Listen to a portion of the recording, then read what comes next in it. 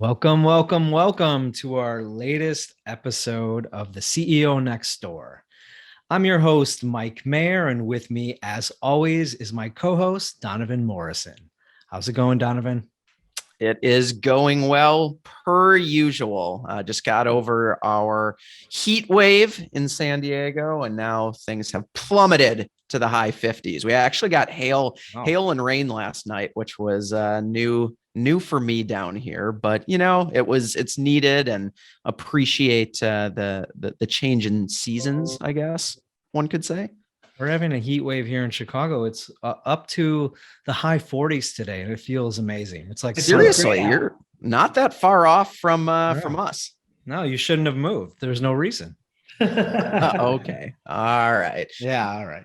So with us today is a very unique special guest, and her name is Amy Mayer. We share a last name, and we also share a home and a bed. So welcome to the podcast, Amy. Thanks, Mike. Happy to be here. Amy is an entrepreneur. We are a two-entrepreneur home. So who better than to interview my own wife on my podcast or our podcast? So let's get right into it. Amy, besides taking care of everything in our house and our children, what else do you do for fun? I am the founder of Little Green Kitchens. We are a luxury kitchen reseller. Basically, if you're going to be renovating your kitchen, we sell the kitchen that you currently have. So it helps pad your renovation budget, and it keeps a lot of usable construction materials out of landfills. So it's great for the earth, and it's great for the renovator. All right. I think a lot of our listeners are probably just heard that and said, huh? What do you do? There's no other, I mean, maybe we know of one or two competitors that have popped up, but take us through this a little bit slower in simple terms so we all understand what the heck you do for a living. Yeah, the Reddit explain it to me like I'm five thread would be good here. Yes. Got it. So we all have kitchens in our homes, and we've all been spending a lot of time in our homes recently. So renovations are always popular, but since the pandemic, they have been exploding in popularity. People have extra money, and they also want to make their homes, which is sometimes their office and their school and everything else, as comfortable as possible. So with that, obviously comes great expense, and not just money-wise, but also in terms of the environment, because the items that come out of a kitchen renovation, there are hundreds of millions of tons of that type of material in landfills that can easily be reused, not just in kitchens necessarily, because I know some people are probably listening and thinking, my kitchen is gross, that's why I'm redoing it, nobody's going to want it. But people buy the cabinets for garages, for rental properties, for basement kitchens, for a whole list of reasons, and to do in their main kitchen. We do a lot of that also. In addition to being green and getting a little extra money in the reno budget for the seller, it has also become extremely popular, again, with the pandemic because of supply chain issues. People who are walking into appliance stores right now to order new appliances are being told that it's 9 months to a year in many cases to get new appliances in. And so we're selling kitchens that people are just picking up the whole thing and using the appliances that they need. It's a quick way to get all the materials that you need, and also saves you about 90% roughly on material costs. Interesting. So are you solely providing the materials, or are you actually helping with the construction as well? I am a broker. So I act as a middleman, much like a realtor between the buyer and the seller. We don't do any moving or storage of the merchandise. It stays on site at the seller's location until it's sold and picked up by the buyer, either by themselves or a mover or a freight shipping company. So we handle all the logistics in between. And the buyer is contracted directly with Little Green Kitchens, as is the seller. So we are the middleman, and we can help with many aspects, but we don't do any moving or any construction. Lots of recommendations for those, though. As a homeowner, how would I know if my current kitchen that I want to demo is sellable? Well, usually I tell people just send me a couple pics, especially the ones who are like, my kitchen, you're not going to want it. I hear that a lot. You're not going to want this kitchen. It's terrible shape. This doesn't work. This is cracked. Again, you'd be surprised. One man's trash, another man's treasure. What do people typically earn on selling their kitchens? That's a wide range, depending on the size of the kitchen, the type of the cabinets, and most importantly, the brand of the appliances. We sell between roughly $4,000 for like a lower end kitchen, complete, all the way upwards of, we've had kitchens from extremely high-end designers in the merchandise mart that are resale $100,000. So wow, you're saving an average of 90%, but that is in the whole scheme of kitchen sales. So there is a huge range there in what that price will be. So if I go with Little Green Kitchens, I have to delicately remove my kitchen rather than when I watch these home shows and they take sledgehammers to the kitchen. That looks like a lot of fun. So I can't, I guess I'm pretty sure that's why that they show that on there. That's not typically how it's done. That's pretty, it's not very efficient for the contractor to have to take out splintered cabinets. So generally speaking, they're just unscrewing them anyway. Right. We do have to remind our contractor friends, they need to be cognizant of the fact that the cabinets are going to be reused. But it's really just not that much different from dismantling a kitchen in general. And anybody who's done a renovation, kitchen or otherwise, knows that no matter what, you have to pay to have it taken out. So anything that you make above and beyond that is found money. So after now having seen, I'm sure, thousands of various kitchens, what has been the most interesting or unique kitchen setup that you've come across? It's an interesting question. I would say probably my old kitchen. We had a built-in Singer sewing machine that flipped up from the bottom of one of the cabinets. That was pretty unique. And also built into the countertops was a device for putting a blender on, like from the 60s, that you could just your change. Forgot about that. Yeah, this kitchen was full of surprises. In the area where I tend to work, which is generally Chicagoland, but we do sell kitchens from across the country right now. We have one in New York, and I was just talking to a woman who's buying one from up here that's going to Florida. So they go all over and they come from all over. But most of the kitchens that we accept are not weird. They're pretty nice looking. Mine was the weirdest. Yeah, ours was 50 years old. Is that, and we sold it for, I think we made like 2,000 or 3,000 on it. And we had no idea that was even an option. And that was the origin story of Little Green Kitchens, was that Mike and I were planning a kitchen renovation that we wanted to do since we walked in the door of this house the first time. And then we had to put 2 separate new roofs on our house. And a lot of people find themselves in this position. They want to do one thing and the house is asking for something else. So Mike said we could still do the renovation, but the budget was cut by 2 roofs. So I had to figure out if I wanted to wait or if I could figure out how to do it for less money. And then I saw the refrigerator that I'm looking at right over there on Facebook Marketplace, and it had cabinet panels that were the exact style that I was looking for. And I asked the person who was selling the refrigerator, I was like, you don't have to be selling the cabinets that go with this. And she goes, I didn't know that was a thing, because it wasn't. And that's how Little Green Kitchen started, with 2 rooms in our house filled with cabinets that we picked up from there and had no idea what we were going to do. And my very brave contractor, who went through them all with me and took measurements, and we did layout and managed to make it into something that we love. And actually probably more than we would have been able, than we were planning on doing on our own.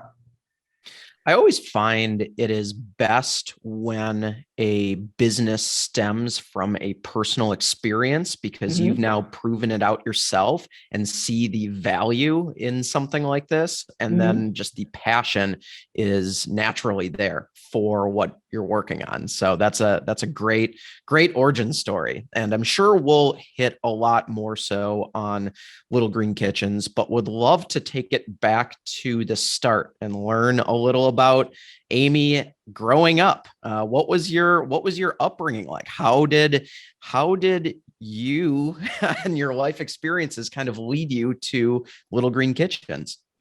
I grew up in New Jersey, and I always worked from the earliest that I was able to.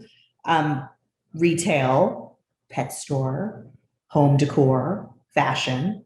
And then when I went to college, I thought that I wanted to be a social worker. And then I went to grad school briefly afterwards to study to be a social worker. And it just didn't feel like something all of a sudden that I could see myself doing for my entire career.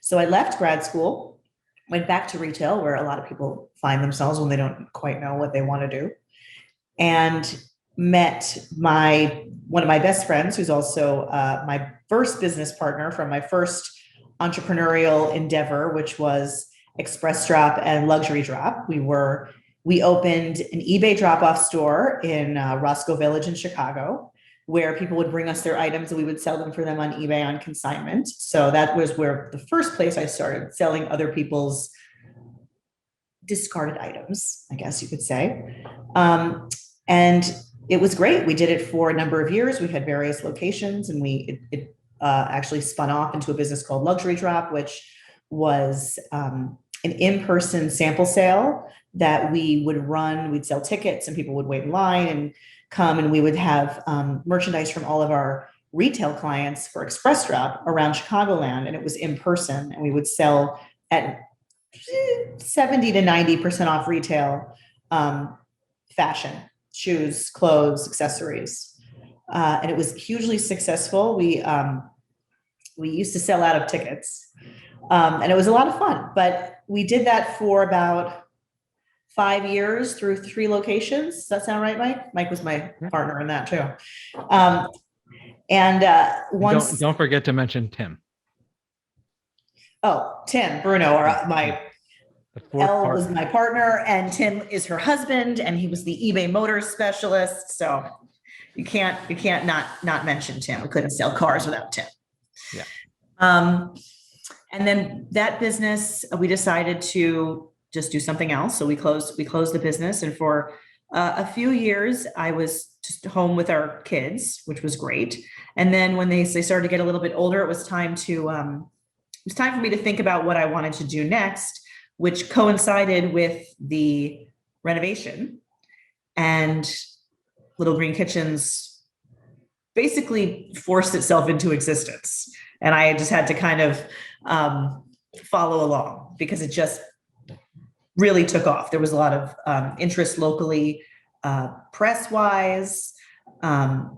It's a unique business model, and it's also, like, I think for a lot of people, one of those things that when you hear about it, you're like, oh yeah, why hasn't anybody done that yet? So it's great. It's really great. People love to buy the kitchens. People love to sell the kitchens. It's a happy business to be in. I'm thrilled not to have waste where we don't have to, because that is something that drives me nuts. And I mean, I think all of those other jobs gave me the confidence that I needed, especially Express Drop, in order to strike out on my own. And no looking back. I think I'm my favorite boss ever. You're my favorite boss too. Thank you. So taking it back a step from some of those early, I don't want to call them odd jobs, but from the pet shop to retail to fashion, what were maybe a couple takeaways from those experiences that helped you as you started with Express Drop and Luxury Drop, and helped inform that was the direction you wanted to move towards? Well, the big one I think that drives a lot of people to go into business for themselves is because I wanted to work for myself. That was a big part of it. We didn't. My friend and partner and I were working at the same store at the time, and we had all these ideas. We were working for another small business owner who was doing wonderfully well, and she was very receptive to our ideas. But you're still you're still answering to somebody, and we had enough confidence and hubris probably to say, oh, you know what, we're going to remove that obstacle, and we're going to try this by ourselves. I mean, if I had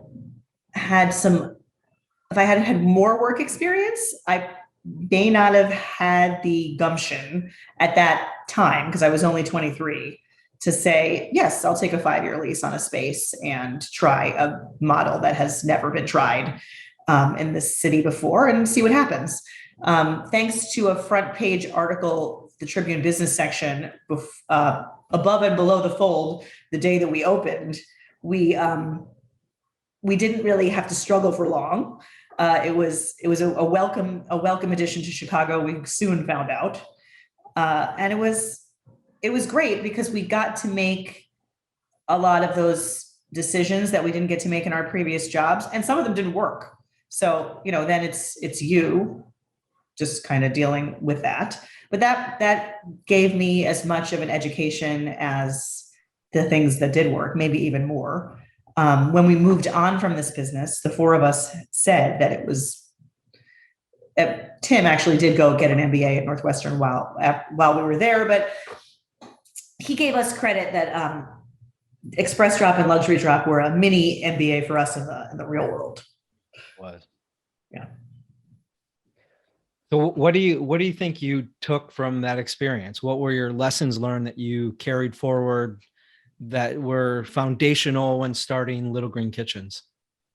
The concept is not everything, because similar to Little Green Kitchens, Express Drop and Luxury Drop were new and fun, and people were interested, and, oh, tell me more about that. And that drove our business. But it was the back end stuff that we neglected, just as a matter of not really fully understanding what we were undertaking in terms of like the finances of the business.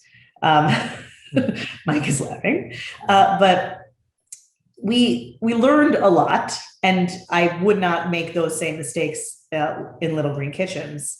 And I think it's been all of the things we did wrong were such huge instruments in showing us, how you have to really think through every single aspect. A great idea cannot stand on its own. Would you mind sharing maybe one mistake or thing that you did wrong that could help our listeners avoid a similar plight in the future? Yes, I certainly would. We were approached by a lot of different businesses, again, because we were flashy and whatever. People wanted to invest, this, that, and the other. The direction we ended up going was we decided that we wanted to become a franchisor. So we got a franchise attorney. We went with the super expensive, flashy franchise attorney that gave us Cokes in the office. We were like, oh, okay, now we're someplace special. And I spent probably 6 months writing the franchise offering agreement and the all of the manuals, and this, like, I was charged with putting what Express Drop and Luxury Drop were on paper. So it was instructive in that I was able to see more glaringly the places that we had just kind of like glossed over in terms of our business planning. But it was a mistake in that we probably should have just focused more on the business that we were running. We were from the beginning, we were very focused because we didn't really think that it was necessarily a concept that was going to be new for long. We knew that, other companies were coming, and we wanted to make an impact in the space as quickly as possible. But I do think that I learned to slow down and to look at my business in much longer terms than I was before. It was not to be flipped. And that's probably a function of having been new in business and young and, coming up during .com era. And we learned a lot because I could tell you the intricacies of preparing a business to be a franchise now, but I also could tell you that maybe a lot of money and time was spent on that shouldn't have been. Yeah, when you get into it, it's all so exciting and new, and you want to be doing a million things at once, but it's the old crawl before you walk adage where there has to be some semblance of focus and understanding of, okay, we're going down this path. Let's kind of see this through before bringing too many other things into the fold. Yes. Yep. That is exactly what happened. And I do believe that contributed to our decision to close because there were too many balls in the air. And so things were, things on the day-to-day, customer service wise, were probably getting missed. And that was where we should have been focusing, because the people who were walking in the door were the ones that were keeping the lights on. And the future customers of all of the Express Drop franchises were just a hope, but I'm definitely more present now in my business. Yeah, so you're not jumping now to franchise Little Green Kitchens quite yet? No, I like it the way it is. I do. Mike probably would prefer that I expand a little faster, but I find myself able to control every aspect of every transaction right now, and that is a comfortable place for me. I do think that I've probably missed a little bit of scaling opportunity just because I'm holding all that so close. But that's the thing about learning the hard lessons, is like my knee-jerk reaction to just keep everything small and me in charge of it. I need to probably work on that now, because I didn't want to repeat the mistakes of the past, but I don't have to go, it doesn't have to be a 180. It can, I can move slowly, but with purpose. So throughout your entrepreneurial ventures, you probably had someone or people that have inspired you and that you would consider mentors. Anyone that comes to mind that, besides me, of course, anyone else, you don't have to say me, because that's just given. Right. Yeah. Well, besides Mike, yeah. Actually within my family, we have a number of entrepreneurs. My grandfather was in his own business for a long time until his retirement. My father was in his own business. It's really something that I grew up around, and as much stress as being a business owner causes you, because everything does fall on you, all of the successes and big and small are better. And I like having that kind of control over my destiny. Did your grandfather or your father employ you at all during their runs with their businesses? Well, my grandfather employed me in like a fun way. My father employed me for a summer in a real way. That's where I learned that when you work in New York City, if you smoke cigarettes, which I didn't, you do it in the stairwell of your floor, so you don't have to go all the way downstairs. That was a gross trick I learned. And that it's really expensive if you walk to lunch in Times Square every single day. So what did your father and grandfather do? My father had a textiles business. He sold raw textiles like bolt fabrics. They had a designer in house, and then he was the salesperson. It was a 3-person business, and that was his portion was head sales. And my grandfather had a business called Elreen, which made tablecloths and placemats and all that kind of stuff. Both very successful businesses. So you had good mentors to shadow. Yes. And they were very realistic, especially my grandfather, because when I was working retail, I thought that I would want to open a store eventually, because my interest in fashion and I loved retail and I loved the whole thing. So I asked him, I was like, when I'm ready, do you think maybe you might want to invest in my store? And he was like, when I think you're ready. So there were benchmarks. It wasn't, it didn't actually end up happening because, we started Express Drop and we did that by ourselves. But they were reminding me that you don't know what you don't know all the time. Yeah, that's so critical to understand that, not waste time and money trying to figure it out yourself when there are other people who have cracked the code on pretty much everything and can provide wisdom, perspective, and insight to help you along your journey. It is so critical. We certainly found that was one of our core beliefs at Lunalights, and I would say holds true to this day, both in business and in life. There's usually someone who has been through it before. So bringing in and gaining those perspectives help inform your decision-making in a way that is much more expedited than trying to Google it and figure it out on your own. So it sounds like you had these great experiences with Express Drop, Luxury Drop, then kind of moved into starting a family, and then came Little Green Kitchens. And obviously everyone knows with starting and running a business, it can be a bit of a roller coaster, ups and downs. And you always hear that cliche, but I don't think people fully understand it until they're in it and actually experiencing that ride. Can you maybe share just a couple highlights and lowlights from your time with Little Green Kitchens thus far that maybe can provide some more insight into what that entrepreneurial journey truly looks like? Yeah, I mean, I think I have to start with Express Drop and Luxury Drop for that, because the way that Little Green Kitchens ended up being organized was informed completely by Luxury Drop and Express Drop.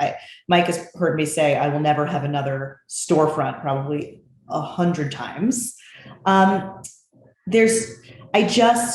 What I learned from there in terms of the way that I wanted to, I felt that it would be more freeing for me to be able to be a broker rather than somebody who is tied to store hours and a lease and utilities and all of this. That was a really, really hard thing to remove myself from mentally once it was done. Because when you have, much like when you're in school and it's like, you always have something that you should be doing, even if you're not doing it.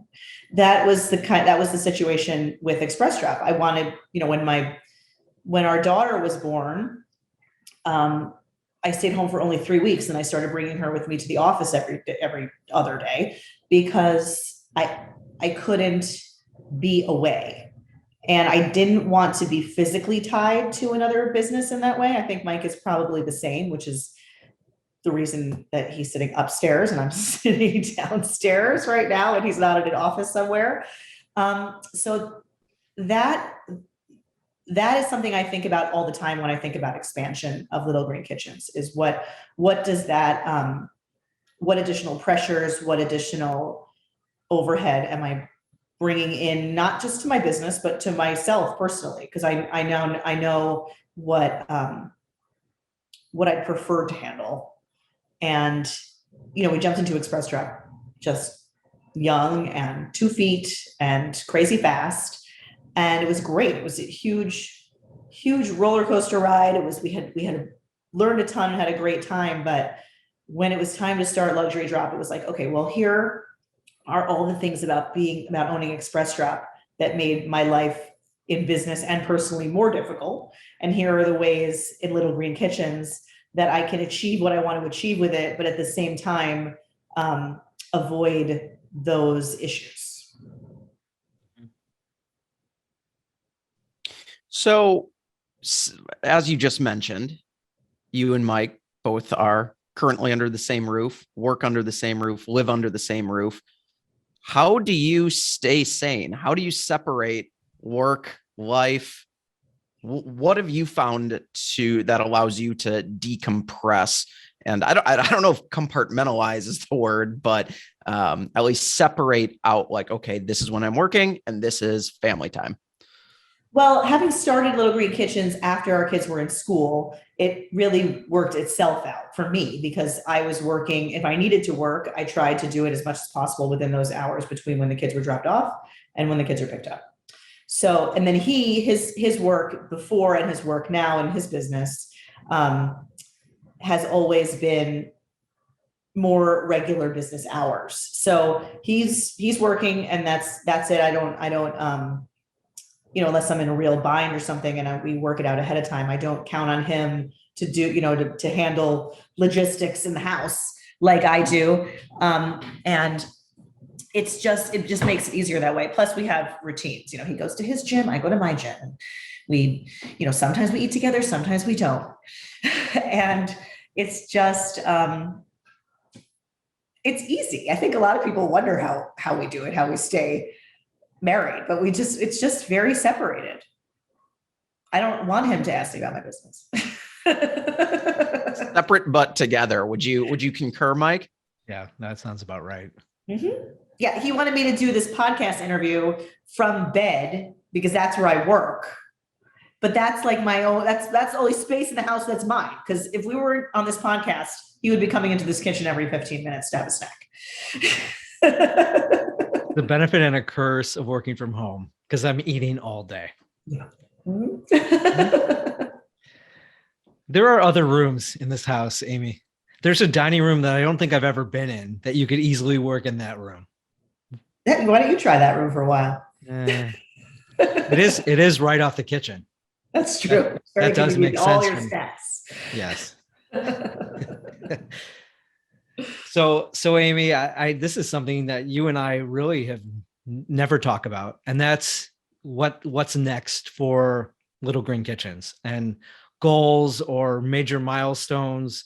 I know your personality, you're kind of I'll take it one day at a time. There's not a lot of planning 2, 3, 6 months ahead of time.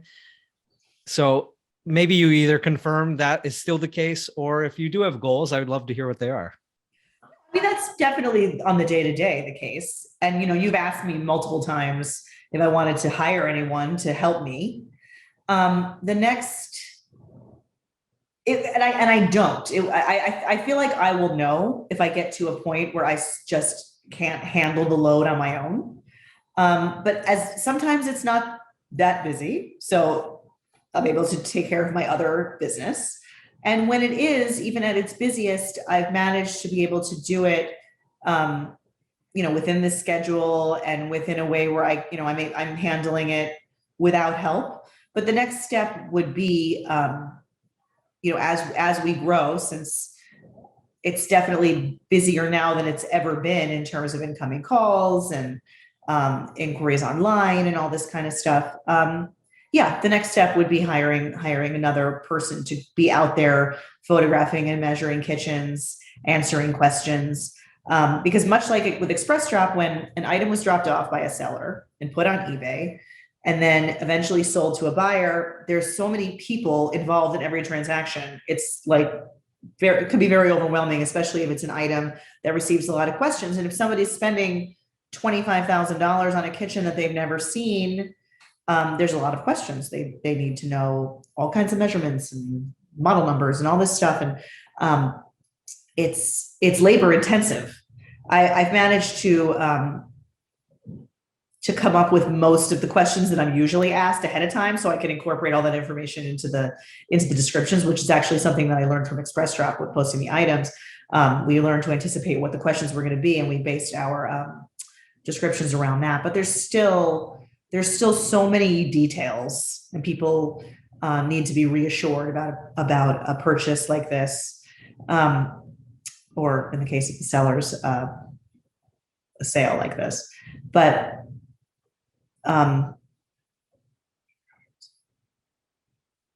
what was the question? Where was I going? Your goals. Oh yeah. I just let the dog out of this room and he came down. And now he's here. Yeah. Mm-hmm. Okay. My goals are to continue to build it slowly. And the next step would be to add on another salesperson to help me when and if that's necessary. But I really do like, I know this isn't sustainable if I want to grow, but I like having the interactions with the buyers and the sellers. I think it reassures both parties because I've been doing this for so long, and I've seen a lot of different things happen with these kitchens, and I can anticipate problems, and also I have the resources to fix problems. And it's made me a bit of a control freak in that way, but I just like it like that. Okay. Well, I know you have to pick up our firstborn at high school very soon, so we should probably start wrapping. Any final nuggets of wisdom for our listeners? What would help our listeners who are looking to start their own businesses, who are already have a business and looking to scale, and looking to balance their work life experience? What recommendations do you have for those folks? Just to be bold. There was never a good time to do any of this. And there were always more reasons not to do it than reasons to do it. And one day, with Express Drop and Luxury Drop, with Little Green Kitchens, it was just like, okay, today's the day. It's born, and now I have to take care of it. Because I just don't think you'll ever have more good reasons than not to say, I'm going to let this take over my life now. That's what you do when you have kids, and a business is just the same. You just gotta lean in. Yeah, I'm with you in that respect. Yeah. All right. Well, I appreciate you joining us today. Thank you for having me. You're a great guest. Appreciate it. You're a great host. You too, Donovan.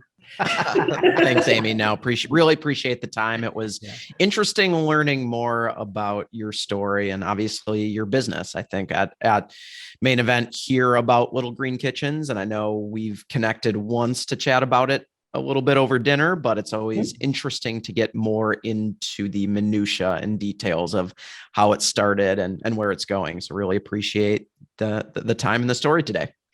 No problem. Can we have Jason Bateman on SmartList interview me for the next one? Because that's my goals with podcasts is now that's the one I want to be on next. That was when we were driving from Chicago to San Diego. That was our go-to. We're surprisingly not huge podcast folks, or just haven't had a lot of experience listening. And we probably burned through 5 episodes of that. It's such a great dynamic. So good. So good. We have a PR manager, so we can have her promote you to Bateman. We'll see what he says. He's going to be like, did I come up with her in Hollywood? Then I'm not interested. You might have to sleep with him. He's so cute. I'll give you a hall pass. Thank you. All righty. Well, I think that's it for this episode. Thanks, Donovan. Thanks, Amy. And until next time, bon voyage. Peace out. Everybody got a dream, let me show you all love. From an idea, working it into a startup. That's this right. The show that you need, what more could you ask for? Never know who become the CEO next door. Tune in, every episode insightful.